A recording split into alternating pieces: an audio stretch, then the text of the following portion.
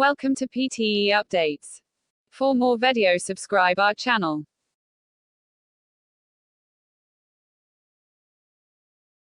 Good to be with you today. Thanks for making the time available. To start, just the key things I wanted to cover today related to this idea of assessment. And the main thing I want you to think about, the take-home message if you like, is that there are a number of different points in assessment. Well, starting on the left-hand side of the diagram, we have the less structured ways to assess students. Moving on to the right, the more structured methods. So we might go from, say, an informal observation about what is occurring in an incidental way, along to simply structured tools like questionnaires and observation reports, to things like students assessing themselves and moving forward with greater complexity, case studies and the like, and then on the far right-hand side, things like formal exams, public tests and standardized tests, the real high-stakes tests which many students, teachers and parents are concerned about.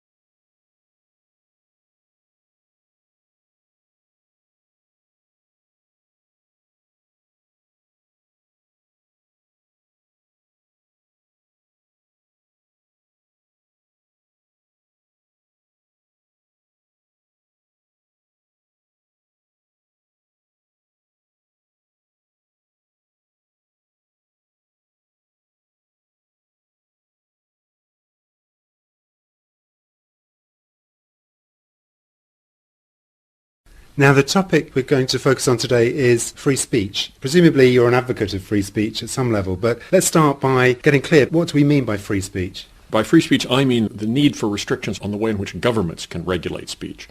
Whether speech is free in a further sense, that is, whether people have opportunities, is a very important thing, but it's not the issue of free speech.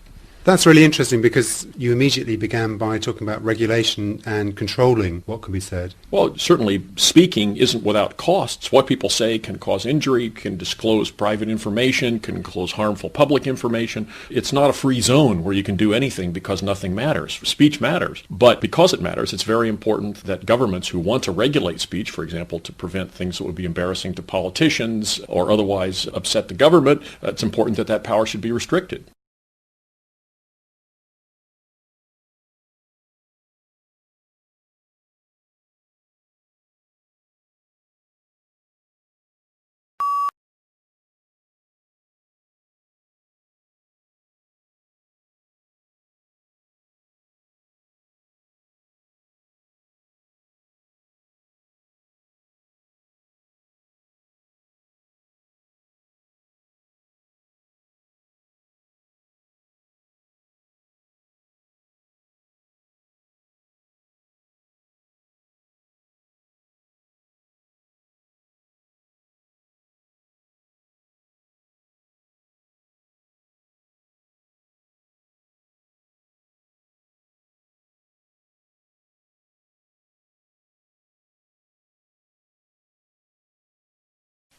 We've known about symbiotic relationships, of course, for quite a long time.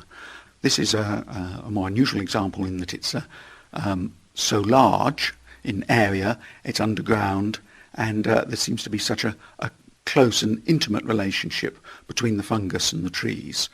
And so it's rather different from the examples that have been studied before. It's extremely interesting to think about the possibilities that this web of interrelationship opens up. And certainly you can imagine almost that the large trees are feeding the small ones. The small ones are managing to grow, perhaps not as fast as they would if they had access to all the light from above, but they are kept going, and it's almost as if the large trees are keeping them going until such time as a hole develops in the canopy and they can grow away to their full height.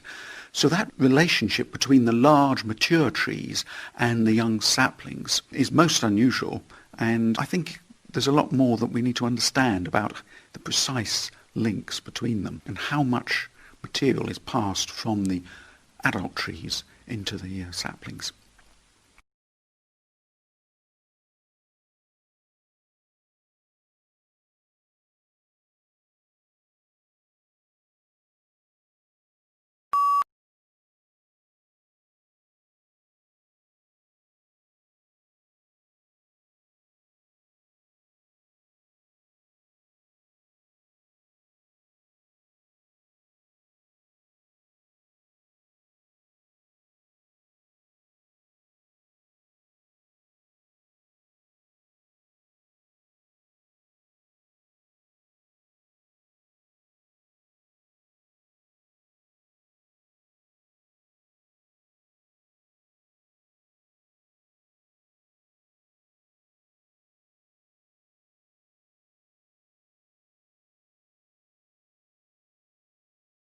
I started being interested in yonks back when I was about 8, when I got a chemistry set and a copy of Charles Darwin's Origin of Species as birthday presents, because they seemed to be ways not merely of trying to understand the world and explaining how humans had emerged, but also to control the world. You could do experiments, you could control things, you could work out what might happen, you could test it. Knowledge and power, understanding the world and controlling and predicting bits of the world are really what being a scientist is about.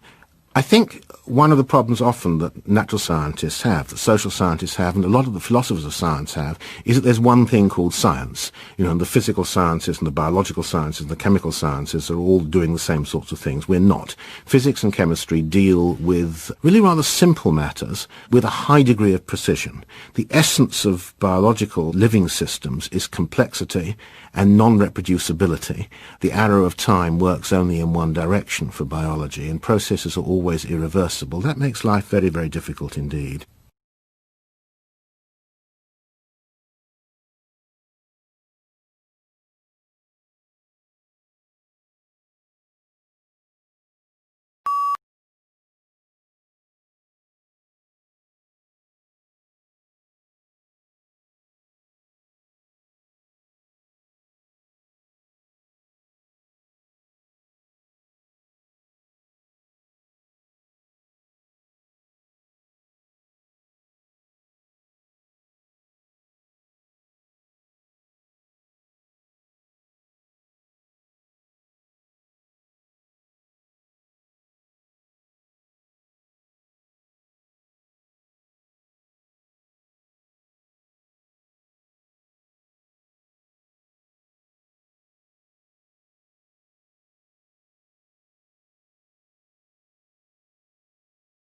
The lecture provided brief information on the United Nations Human Development Index, HDI. The index ranks nations according to their citizens' quality of life instead of merely economic statistics. In 2006, the top 3 most livable countries were Norway, Iceland, and Australia. According to this speaker, historically in America, the notion of women working for complex multinational companies was secretly mocked by male executives. In America today, however, women are running some of those companies. As of 2005, despite women comprising almost half of America's labor force, only 8 Fortune 500 companies have women CEOs or presidents. Moreover, it appears that the trend towards more women in top leadership positions has continued, although slowly, over the last 10 years. Over 1 billion people around the world, in about 70 countries, use some form of daylight saving time scheme. In 2005, the Canadian provinces, Manitoba and Ontario, announced that they would extend daylight time. The reason for this was to coordinate time changes with their major trading partner, the U.S. The U.S.'s other neighbor, Mexico, has also adopted DST.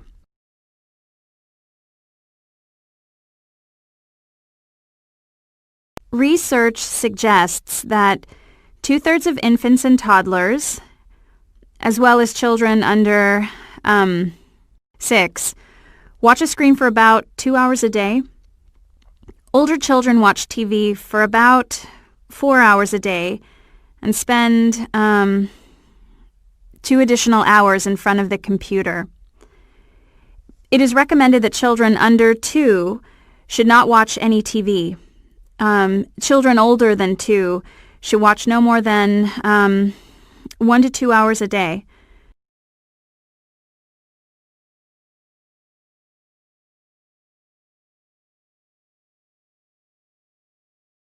"1990 is the benchmark year for greenhouse gas emissions.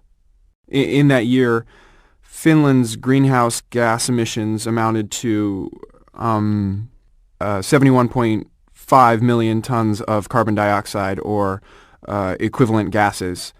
This figure has been revised up from the figure of 70.5 million tons previously calculated.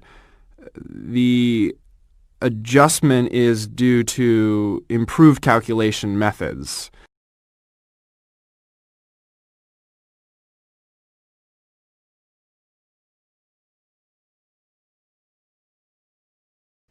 According to the speaker, there are a number of key issues concerning assessment. Assessment can range from less structured ways of assessing students to very structured assessments. Informal measures include things such as informal observations. The next type of assessments that are slightly more structured are questionnaires and observation reports. The most structured kinds of assessment are formal exams, public tests, and standardized tests. These tests are high-stakes tests and are of concern to students, teachers, and parents. According to the lecture, free speech is defined as the need for restrictions on the way in which governments regulate speech. Free speech does not come without costs. Costs can include injury or damages to individuals or arise from the disclosure of harmful private or public information. Calls to regulate free speech usually emanate from the government.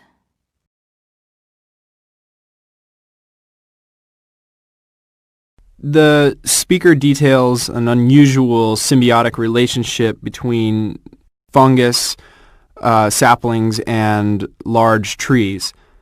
The cited example is considered unusual because it is in a large underground area.